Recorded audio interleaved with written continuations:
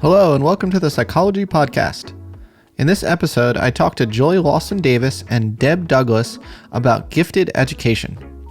Specifically, we identify the underrepresented population of gifted students and the unique cultural barriers they face.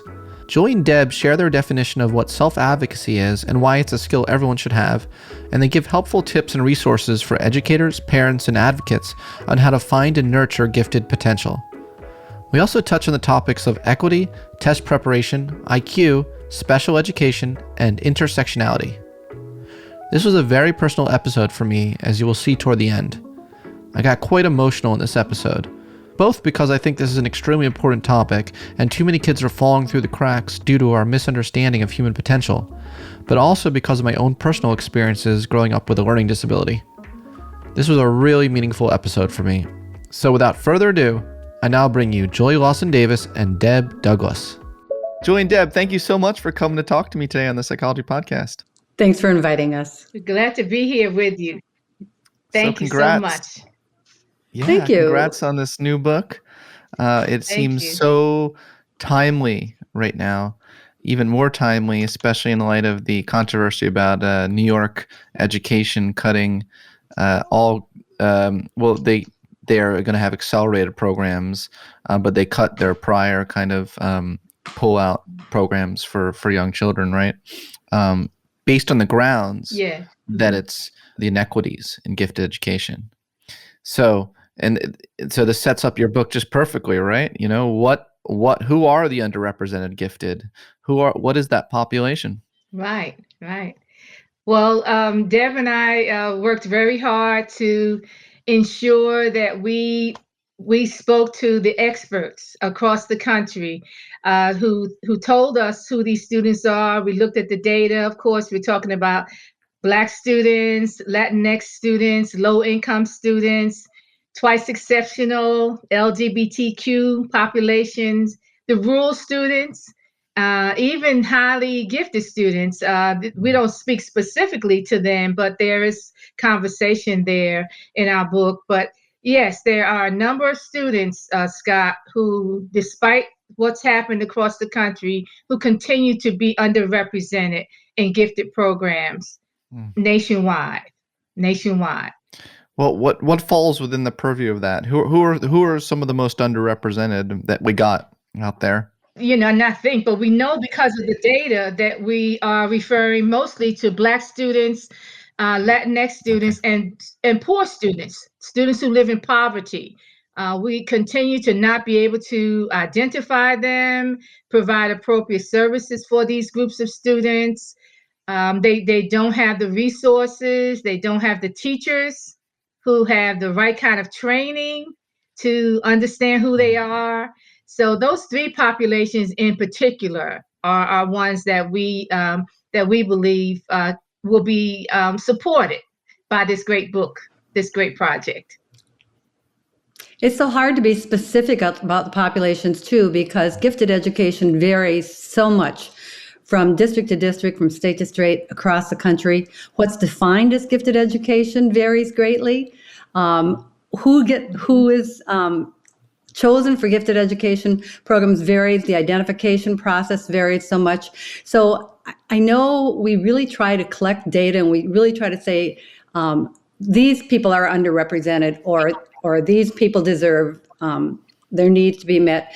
But we as a country don't have a good way of analyzing whose needs are being met. We can look at a large city population like New York and say, well, we know who's missing from this. You've got X population of Black students in your district, and you have a fraction of that percentage in your gifted programs. We can look at that. But it's really a more pervasive problem across the country. And especially, like Joy was saying, in rural areas and areas of low socioeconomic, where there are no programs, there is no access. There is nothing for kids to be enrolled in. Yeah, so this, I think, actually puts you two in a quite unique situation, because a lot of people in this debate want to throw out the baby with the bathwater. You know, they will say, well, because African Americans are underrepresented in gifted education, we should cut gifted education. But you two are taking a kind of a unique position, maybe not obviously not within the field of gifted education, because obviously within the field of gifted education, they believe in gifted education, but broadly in society, right? It's kind of hard for people to wrap their heads around the fact that we can have equity and excellence at the same time, Absolutely. and Yes. and you two are saying you can. Absolutely. So go you two. Go you two. Absolutely. But that's kind of a unique position. Yeah. Yes, we are all about this. We're all about I know. Scott, trying to demonstrate that we can have equity and excellence at the same time. We can, because there are gifted children in all communities. And when we, as you say, throw the baby out with the bathwater, what we're doing is restricting these students' access to just the kinds of programs they need. And it's really unfair. It also suggests, and this is the piece that really cuts at me a lot. It also suggests that when we say we can't have gifted programs and have equity, it suggests that those students can't be gifted. But that's not true. We know better. Right. We know so much better by now that we have found these children everywhere. They demonstrate how creative, how bright they are, how scientific they are. They've shown it to us everywhere. And so we can't say to anyone that in order for us to achieve equity, we have to cut out these programs. We know, Scott, you and I and Deb, we all know that those children whose parents have means will always find a way to get resources for their kids. They will always find a way. Those parents who are the strongest advocates, the ones who can go out and buy whatever they want, but these children don't have those same kinds of means. They need advocates to say, we're gifted too. We're gifted too. And we need to show and demonstrate that. And I think our book, like you say, it puts us, out there to say that this can work. We can do this, but we're going to do it in a different way. Deb is a self-advocacy genius, Scott. I want to say this before she says another word. When I came upon her work a few years ago and I read what she was proposing as a way to get beyond barriers, I thought about it twice and I felt like, it's not fair for kids to have to advocate for themselves. It's just not fair. And then I thought a second time about it and I said, but you know what? If we listen to the children, the very persons whose lives we expect to change, then maybe we can do something about this equity issue. Maybe we can do something about this. And so I dug in and I listened to this woman. I listened to her talk about the changes that she's seen come about through her advocacy model. And I think we have something here that first of all, we know that no one else has designed it in this way, but we definitely have something here, I think, that can help us a great deal in gifted education. Wow, thanks, Joy. Deb, what do you want to say to that? Well, and it's true. Joy and I, when we found each other, I needed a way to look beyond the traditional gifted kids that I was serving, who also needed to self-advocate. But I didn't have the expertise in other populations. And when Joy and I met, she just provided so many answers to me and so many new questions to look at. And yet, as we began to put our project together, we knew there were other populations that we didn't have the depth of understanding of ourselves. And that's why we brought together so many contributors to our book. I do want to say one thing, just going back to what Joy said a minute ago about affluent families will always find a way to get the resources their kids need. I often check on Amazon for what are the top 50 books in gifted education.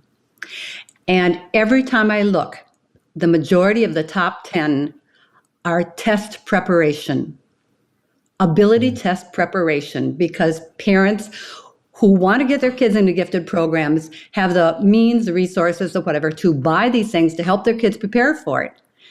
And so that's why one of the major things we need to do is change our identification processes and look at kids who present gifted characteristics in non-traditional ways. So we can get back to that in a little while too, but that's an important reason why we shouldn't dump gifted and talented programming, why we need to broaden the recognition of what giftedness is. And And our society in general has a very stereotypical vision of what giftedness is. It's those high achieving, high test scoring, high grade achieving, successful students who do well in school and are college bound from the beginning. So how do we erase that stereotype, and how do we help everyone see the giftedness in the students beyond that stereotype? Do you want me to go on about self-advocacy? Well, I still have some questions from some things you just said. Good. So first of all, it's been my reading of the literature that test preparation, you can't like boost your IQ score, for instance, substantially through test preparation. IQ is not that malleable. IQ is measuring some important set of cognitive skills that are, abstract reasoning and things that, a parent can't just pay, money for their child to just walk in and get a perfect IQ test score. So that's been part of my reading. Well, it does help to prepare students for testing, and what kind of questions they'll be having, and what order things might come in, or what.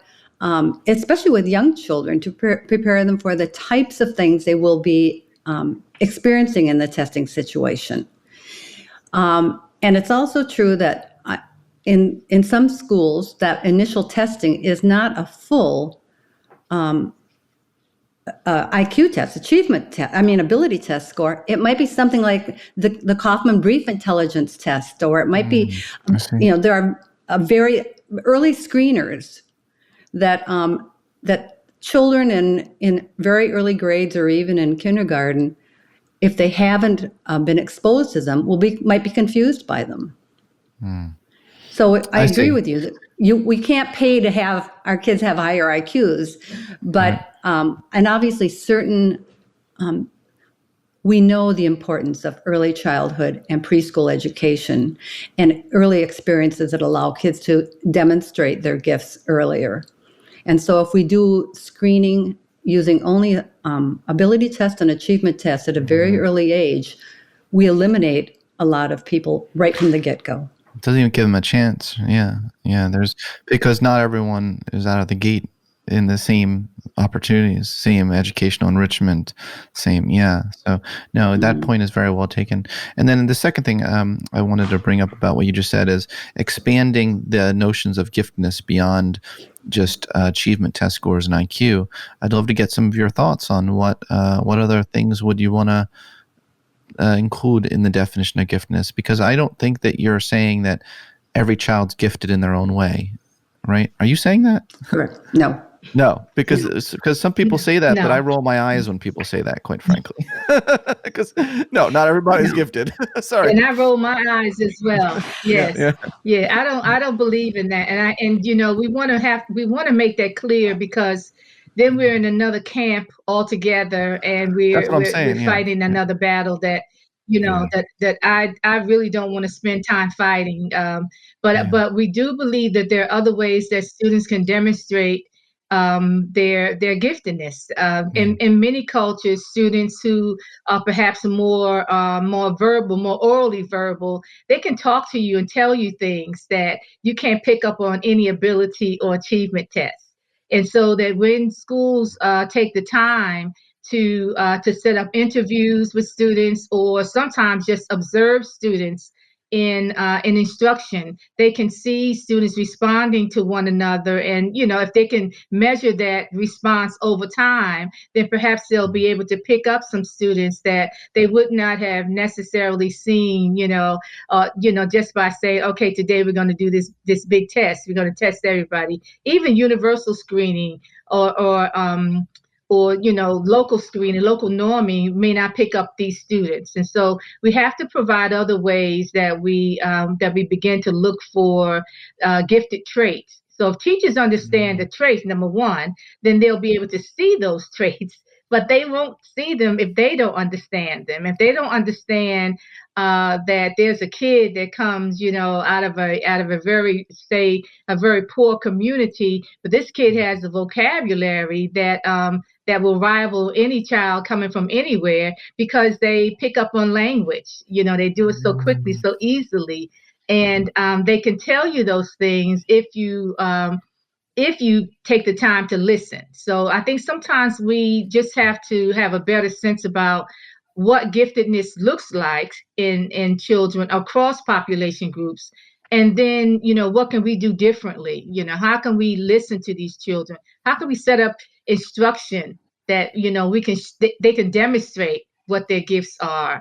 But it's time consuming. It takes money perhaps, but I think we do a lot of students a great injustice when we don't train teachers, and then teachers come in with a perception that if those kids are not like the kind of kids that Deb spoke about a moment ago, then they're not gifted, So we have to change our understanding of what gifted traits are and, how they're manifested in any classroom setting with any group of students. So teachers have to be a part of that. But we also, Scott, have to engage parents. We both work with parent groups all the time, and parents can tell you some very unique things about these kiddos that mirror the research. I've talked to parents who told me about the kinds of things their child did when they were toddler, that was so different from the other children perhaps in the family or other children in the community. And again, we just have to expect that any parent almost can say, there's some things about my kid that makes them different. But we want to be able to give parents a chance to tell us, those kinds of things as well. So yes, there are other ways. We just have to invest a little more time and a little more energy and sensitivity, into looking for those kinds of traits across population groups. And no, not all children are gifted. No, not all children are gifted. That's not what we're saying. Not what I'm ever saying. I am suggesting, though, that there are children almost in any community that can demonstrate giftedness. And not every child is gifted at a single moment in time. It is possible to be ungifted, like I was as a kid, and to become gifted. Is that possible? Am I gifted now that I got a Yale PhD? Does that count? Does that count? I would absolutely say so. And I think or am I just faking it? Am I faking it? Well, we tend to think of giftedness as being connected with the educational system, right? I've had students say to me, do you think my mom was gifted? She was in a gifted program when she was in school. Do you think she used to be gifted? It's like, if a gifted individual is a gifted individual, and an educational setting provides more struggles, more complications sometimes than the outside world. But giftedness does evolve. Do you know the work of Francois Gagne?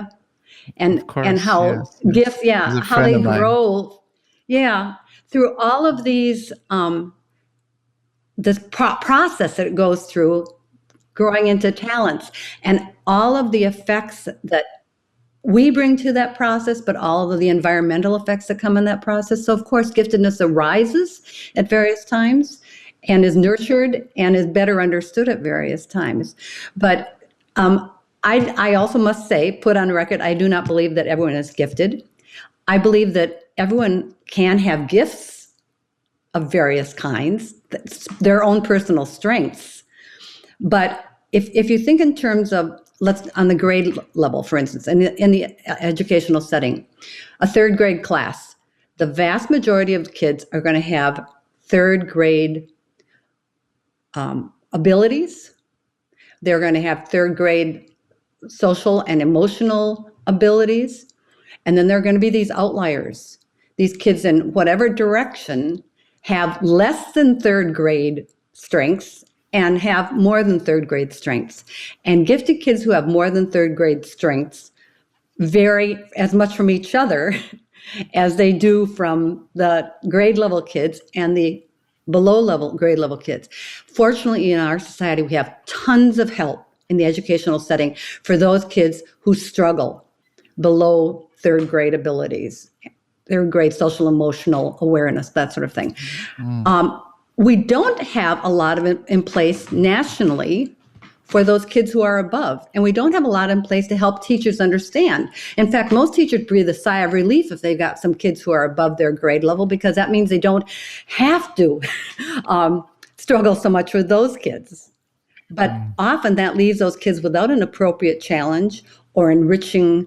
And without an appropriate challenge, our brightest kids won't develop those kind of skills they need to struggle, to achieve something that's difficult. They don't develop, we like to call it, the grit and the resilience and that sort of thing.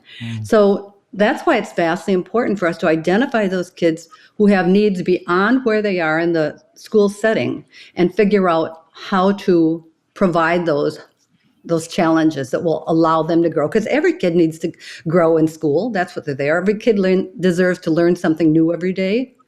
And even those kids who already know what we're about to teach, there are ways that we can help them expand beyond that.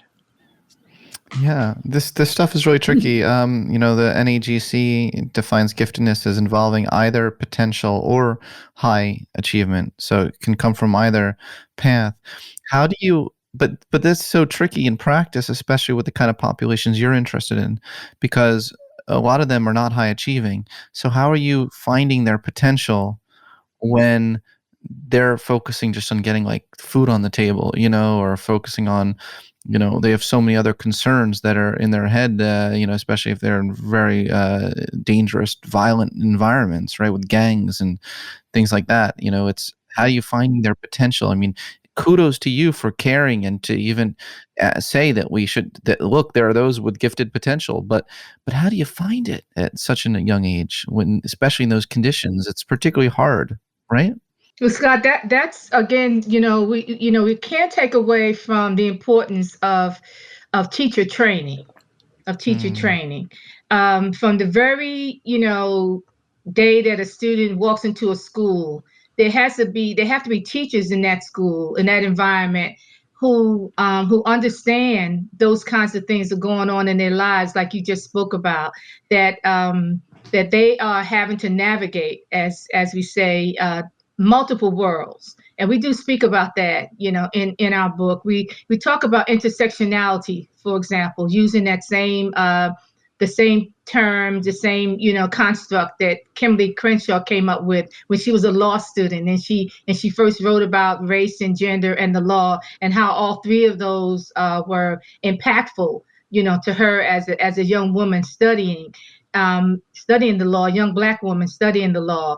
And so, we've adopted that theme for looking at these children as well, because we're not just talking about a mind of someone with cognitive strengths. We're talking about someone who has a family, and within that family, they navigate through that world. They also have a community, a neighborhood. They have to navigate that world. There's also the perception that they have to live through, what people perceive of them just because they happen to be from a difficult neighborhood. People happen to be a child of color, or happen to be a student who speaks a second language, or even a third language. So we have language, we have family, we have community, we have their ability. These are multiple worlds that these students have to navigate every day. And so we believe that it's critically important for classroom teachers, Scott, not just to know about, as I mentioned it earlier, not just to know about what gifted traits are, but to know about these children as whole people, to understand, who they are and what it is they live through. This is a whole person coming into you every day. And unless you can understand those multiple worlds at any given time that this child is focusing on, helping a family put food on the table, or being the child who comes home early in the afternoon to take care of his or her siblings, or being the Black male student who knows he's bright, who knows he's different than some other students are, but he knows when he hits the streets, he's being perceived as a threat to society. So these kids know these kinds of things about themselves. They know it early. They know early on who they are and what others think about them, and they carry all this with them every day. So the piece around teacher training can't be any more critical than we can. I mean, how many times we can say it, but this is a part of what we're attempting to do in this book as well, making sure that teachers understand as much as possible about each of these populations, and then about the the ways that their worlds intersect. That piece of it is important, and we're working on that, and we're seeing more and more culturally responsive coursework come up. We're seeing more and more people talk about how students' social emotional needs impact their cognitive needs. But we have to make sure that the people that these students see every day for 7-8 hours a day, have a clear, as clear as possible, understanding of who they are, of who they are. I think often our educational system focuses on disabilities of students before they focus on their abilities. It happened for so long with twice exceptional children that districts were really quick to help them with whatever limitations they had, but often that was in place of acceleration or enrichment. I had a teacher tell me once,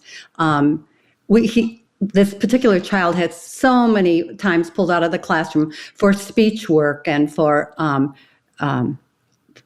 dyslexia, and all sorts of things that they were dealing with. And I said, he really should be in our junior grade books discussion group because he has such a great interest in literature. And they said, well, he probably can't read all the literature. And I said, well, we could read it to him. But the focus was on helping him get to the middle as opposed to helping him expand. And I think the same thing happens frequently with other underrepresented gifted kids.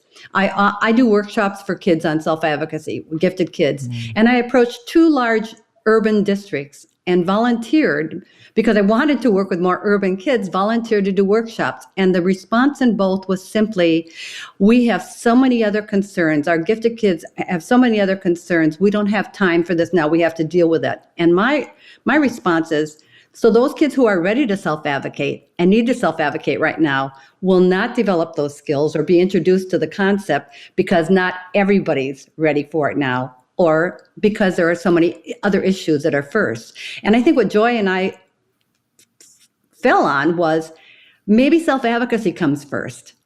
Maybe we say if people aren't meeting your needs, if your district, if your school, if your teachers, if your parents aren't helping you find the challenges that make school interesting for you, then how do you find your voice and ask for what it is you need and what you want, and even to understand what it is you need and want? So what is self-advocacy? In its simplest terms, it's asking for what you want and need, isn't it? My first definition You're the I found expert. with Lauren. Well, I mean, I think all of us think like, well, advocacy is a skill everybody should have. And it's great to speak up for what you want or need, whether it's in school or at the college level or in relationships or in the workplace, in marriages and families. But it's critical for gifted kids in an educational system that doesn't recognize their outlier status and believes that they're okay just where they are. And especially critical, as Joy and I have determined, for those underrepresented gifted kids to find a process. Well, can I read the definition Joy and I came up with? Yeah, I'd love that. I'd love that. This is more specific to our underrepresented kids. And we worked really hard and long on this to figure out what we wanted to say. We feel that self-advocacy, it's a dynamic process. That's one of the key things, right? It's not a one and done. It's a dynamic process that enables high potential students, not high achieving, high potential students, to claim their right to an education that addresses their unique intellectual and academic, psychosocial, and cultural needs without endangering their self-esteem or that of others. And we love that last phrase too, because we know that inappropriate ways to self-advocate don't end in the desired effects, right? Kids saying, this is boring, I hate this, we study this every year, why do we have to do this again, I don't like this, doesn't get them anywhere. So, and also, we don't want kids to ask in a way in which they get shot down and their self-esteem is injured in that way too. So the second part of our definition is it's a compilation of culturally responsive, so important, and inclusive empowerment strategies. What are those strategies that open opportunities for these students to have positive academic and life outcomes? And we added that these outcomes have previously been precluded for some students due to stereotyping, systemic biases, and limited access to resources. Oh, wait, I want to write that So down. our goal, That's key. That's key. Stereotyping. it is. Limited resources and what? Limited opportunity. And stereotyping, systemic biases, and limited access to resources. Wow. Well, I have a question. You talk about cultural differences or considerations. To what extent could certain cultural differences in appreciation for academic success cause some of these differences?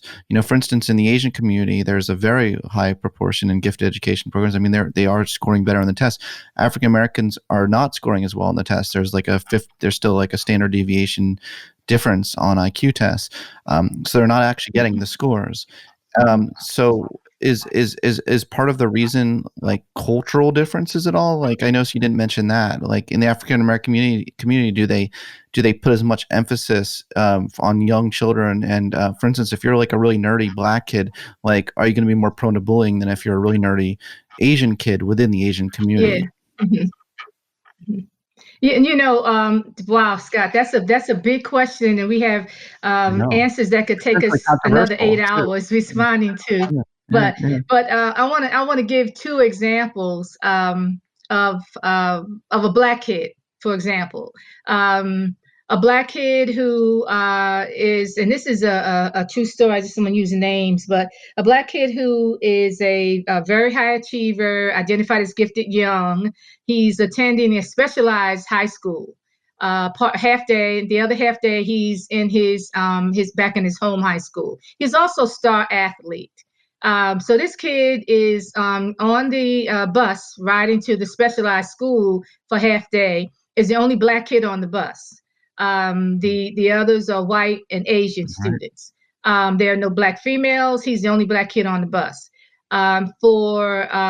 He was attending the school for his 10th, 11th, and 12th grade year. So he's going for a good time to that particular school.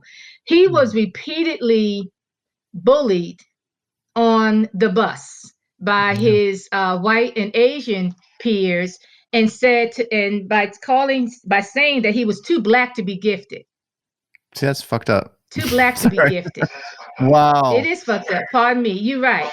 Yeah. So this is what was said to him in the morning, going to this high level, science, technology, science program. In the afternoons, on the other hand, he was going to athletic practice with his predominantly Black peers, some that he knew from the community he grew up with and all that. And they would say to him that he wasn't Black enough. He was acting white. Yeah. He's talked like a white boy. It's like he can't win. He was hanging with the white boys. Yeah. You can't win. So what pulled this kid out? What pulled this kid out was the support from home. He did have a mom who went to a gifted program. His mother understood on a very personal level what that kind of taunting could do to a person's soul. And between the mother and a very large extended family, the support they gave him enabled this kid to get through the high school experience and get into college and get out in 3 years. Interestingly, enough, this kid had his choice of attending pretty much any predominantly white university on the East Coast. Because his scores were high, he was performing. Besides, he was an athlete too, of course. So, but he chose to go to a small HBCU. So he could just. What is that? As he says, HBCU, historically Black college and university. Oh, I see. We have a number of them across the nation, and the majority of the students that attend HBCUs are Black students. Matter of fact, I worked at one for about 5 years, not too long ago. But anyway, his experience there, he said, enabled him to be himself.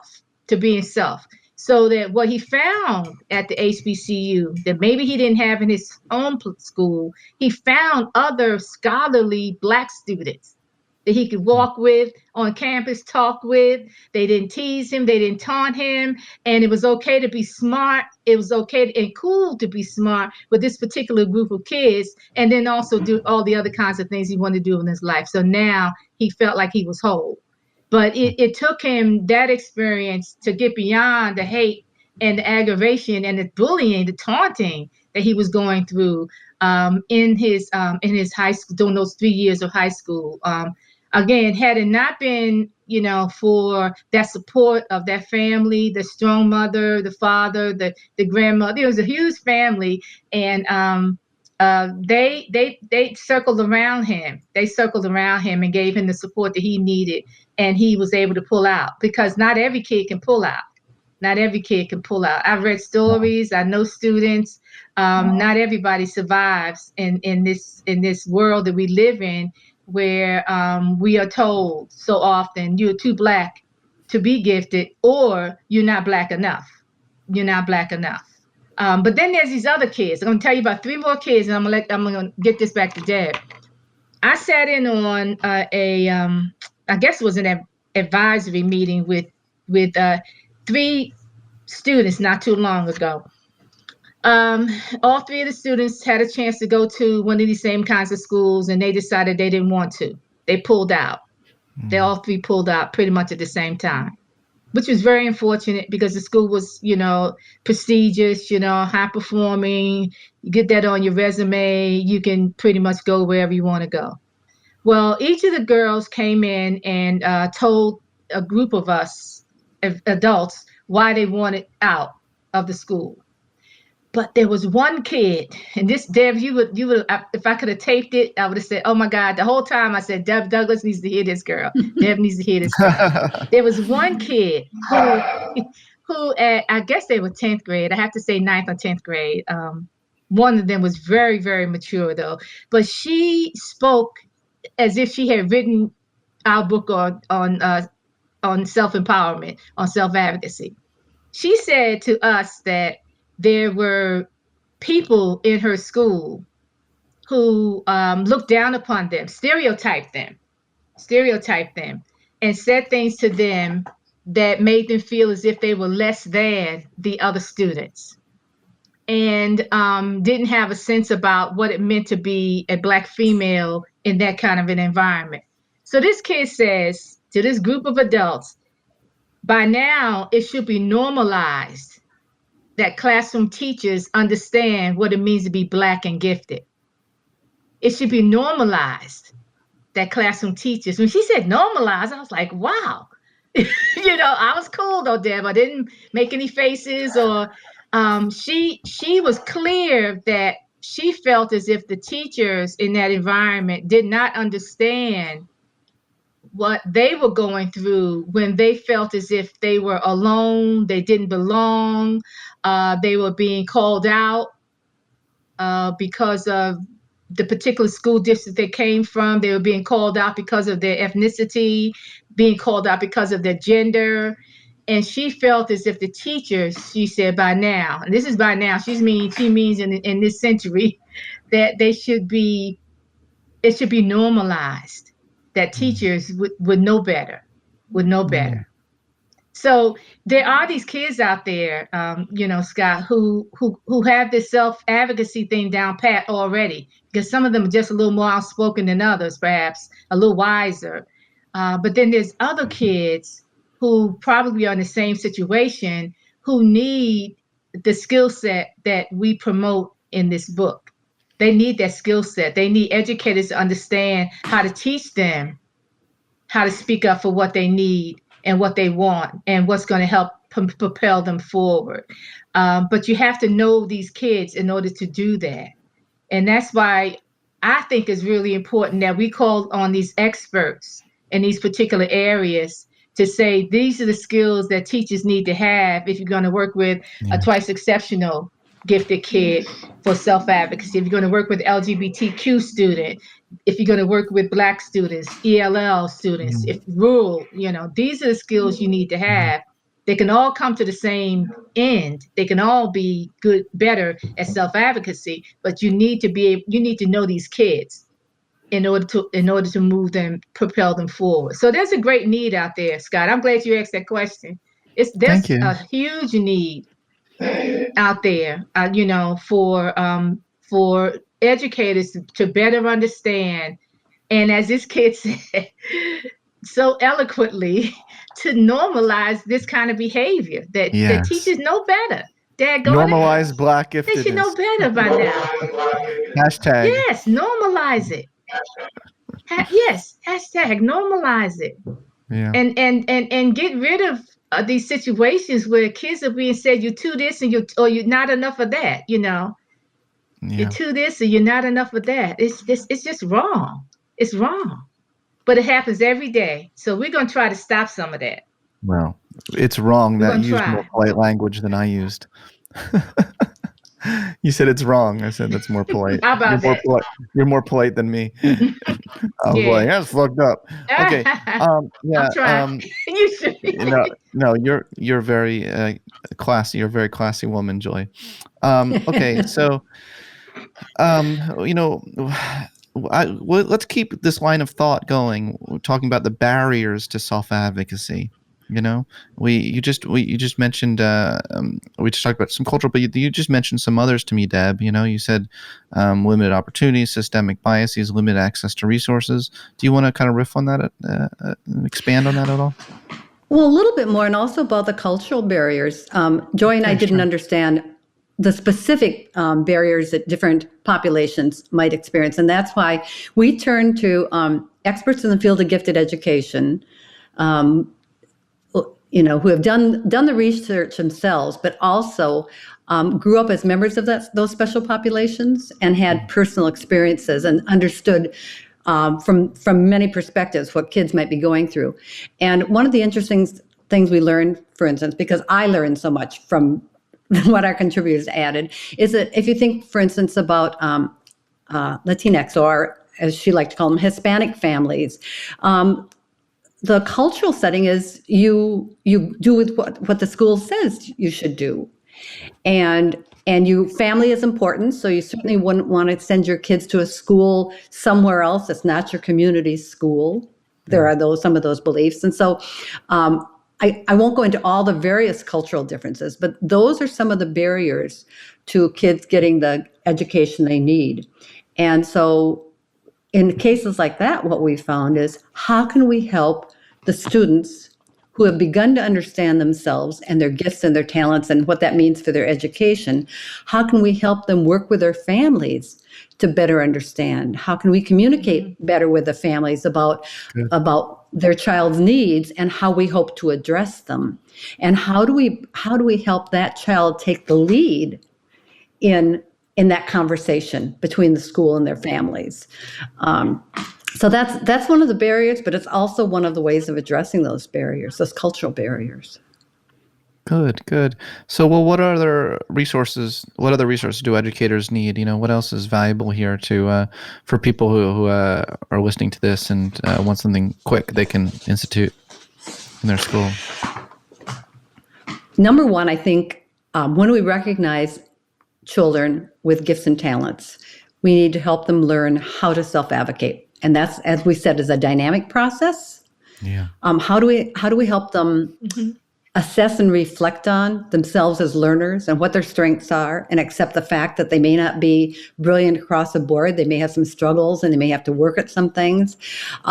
Their interests, their preferences, their intellectual ability, their academic strengths, all those things. And once they recognize those, how do we help them understand that they have a right to something different? Because that's even what our federal definition of giftedness says, that these are students who are potential and in many different ways and may need something beyond the regular classroom. And so they have a right to that. And we want to provide them with that. We're just not always aware or able to do that. So when they aren't getting what they feel they need to be challenged, appropriately challenged, they have a responsibility to work with us to do that. I think gifted kids often think we can read their minds, and we know when things aren't going right, but nobody knows better than they do when they're at school every day, walking the halls, sitting in classes, interacting with their teachers and their peers. No one knows better than they if they are getting the education that they know they want and need. And that can change from day to day, from teacher to teacher, semester to semester, subject to subject. They have to be able to feel they have a responsibility to come to us and say, either this is okay right now, I'm happy not having the challenge I need, or this isn't going right for me, I need some help in changing this. They need to know, the other part of that dynamic process is they need to know what options exist or could exist. And they need to know who the adults are around them, the advocates who can help them make those changes. And once they have those kind of that information and those insights and those strategies, then they feel empowered to take charge of their own education, to make it be what they want it to be. And as I said, sometimes that may be to say to us, no, not right now, thank you. I don't want a challenge in that area. I'm quite happy with this, but I want a challenge here. But that assumes that we as educators have built a relationship with them, so that we can follow them through, or we can help the educators next year follow them through. And when the time is right for them to pick something more challenging, or to design something more enriching, or whatever it is their goal is, we're there listening to them and empowering them to make their own decisions. Beautiful. Obviously, self-advocacy is important for any child of any race, of any background, who is overlooked in an education system. It could be someone with neurodiversity, someone with autism that's their gifts are not being recognized. It could be, so many different things. I'm very, very passionate about what you all are doing, and I've been trying to stay as impartial as possible, but I must also say that this is also very personal. As a kid, self-advocacy was the only thing that made anyone pay attention to me, and my potential, to even be college bound. And when I went around, when my book on Gifted came out, I went around to special ed schools talking about my story, and self-advocacy was the one thing that I told the kids that they should have. So I was so delighted to read your book. It was so emotionally resonant with me, but I've been trying to stay very impartial, but it's very hard for me to not be emotional when it comes to this topic. And I very rarely get emotional in this podcast. So how did you develop that skill? Let me just collect myself for a moment. I think I developed that. See, I had something within me that I think I got genetically from my mother, and that's called grit. I do think I do. My mom is a very strong-willed woman. It drove me crazy growing up because she was very overprotective of me. But I recognize similar characteristics. There was something within me. A lot of people keep asking me, why did I fight my way out of special ed and the other kids in the special ed room didn't? Why me? Why? And I just think there was something within me where I saw an injustice. And I also saw an injustice with the other kids in the classroom, which is why I when I was a very young age, I said, I'm going to grow up someday and change the system. It's a perceived injustice that just, again, for lack of a better word, I was like, this is fucked up. Yeah. And Scott, and I read your book as well, and I could see so many people that I knew in that book, in that story, but like I said about that girl in that meeting, she was just so different than the others that nobody had actually coached her into speaking up. She just spoke up, and she, 2 minutes into the meeting, it felt as if she was another adult at the table, because she was just clearly, aggravated about the situation, but graceful, and also the language that she used made it clear that she knew exactly what was needed to change the conditions. And again, she was not just speaking like you said, she wasn't just speaking for herself. She was speaking for every other kid that came along behind her who may have had to have the same kind of an experience. And they're just those people on the earth. And we're so grateful for the Scott Barry Kaufmans, on the earth, and so grateful for this young lady and others who will model that kind of self-advocacy. But for those who don't have the skill set and can't model it, we need people like you, like this girl, like some of the others that we've come all across. educators. We need them to speak up. Right, all advocates, and we need this whole group of stakeholders to be a part of this process. Teachers, counselors, administrators. We need everybody who is anybody in the system and even outside of the system to be a part of this process and enable and allow these kids to speak up. First of all, some of us. And I say us because I was one of those kids. I was a spokesperson for the whole world growing up. I haven't changed a whole lot, I guess, over the Sounds years. like you but now. I was a student council person. I was the one who led a march out of the school. I was the one who went to the board meetings at 15, and I was that. I was that one, and I encouraged. I hope I did. I encouraged others who came and whispered in my ear, who were afraid to say anything out loud. But we need to build a world like this, and this is why I think this project is so important, Deb. I think we need to build a world where all of these kids are self-empowered, where all of them understand what advocacy is, and they all feel confident that they have the skills they need, and that there are other people who have gone before that have done this, and it worked. In our book, Scott, before we close out, we do have a chapter by students, a group of students that we met in Florida. And those kids blew me away. They literally blew me away when I went to their conference. They had a symposium that they planned and invited me in as a keynote speaker. And I spoke for a few minutes and then sat down and listened to them for the next 45 minutes. And as I listened to them, my face was just awash with tears. I was so taken, by their strength, by their willingness to tell their stories, even personal stories, in front of a whole crowd of people, and why it was important for them to have a chance to tell their story, because they wanted to pave the way for other kids coming behind them to make it better. And so if we give kids we build a culture, I would say, where they have these opportunities and they can speak out and speak up, I think we can change things. And this is why I got hooked up with Deb Douglas. I have to say it again. I got hooked up with Deb because I saw an opportunity here for us to take a different look at these equity issues and how can we really make some significant changes that are sustainable. We can come through student voice and do it. We can go through student agency and do it.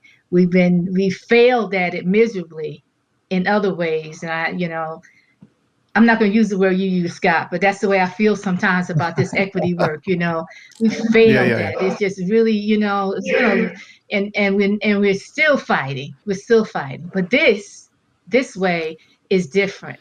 This way we come at it from a different angle. And maybe people will listen now because the kids are going to speak up. They're going to tell it. The same things we've been saying, but it's going to come from their voices, from their hearts. And I think that's really, really important for us to listen to them. Thanks a lot, Scott. We appreciate you so much. I appreciate you guys as well so much. I'm going to end here with a poem by Langston Hughes called Harlem. What happens to a dream deferred? Does it dry up like a raisin in the sun, or fester like a sore and then run? Does it stink like rotten meat, or crust and sugar, or like a syrupy sweet? Maybe it just sags like a heavy load, or does it explode? Well, look, thank you so much for the incredible work you're doing to not defer dreams. It's really it's so important, and especially now with gift education as a field under attack, So anyway, thank you so much, and I'm at a loss for words here. Thank you for this chance to share our passion. Thank you for having us. We can't change the system, but the kids can change the system, and that's why we want to empower them. I love it. I love it. Thank you. Thank you. Thanks for listening to this episode of the Psychology Podcast. If you'd like to react in some way to something you heard, I encourage you to join in the discussion at thepsychologypodcast.com or on our YouTube page, The Psychology Podcast. We also put up some videos of some episodes on our YouTube page as well, so you'll want to check that out. Thanks for being such a great supporter of the show, and tune in next time for more on the mind, brain, behavior, and creativity.